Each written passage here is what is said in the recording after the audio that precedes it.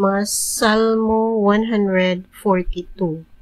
Nagpakitabang ako sa Ginoo, nangamuyo ako kaniya. Gisumbong ko kaniya ang tanan kong mulo. Gitug-anan ko siya sa tanan kong suliran.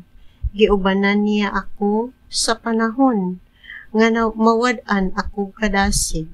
Sa dalan nga akong gilaktan, ang akong mga kaaway nag-andam ug litag alang kanako. Milingi ako sa akong piliran, ug wala gayoy mitabang kanako.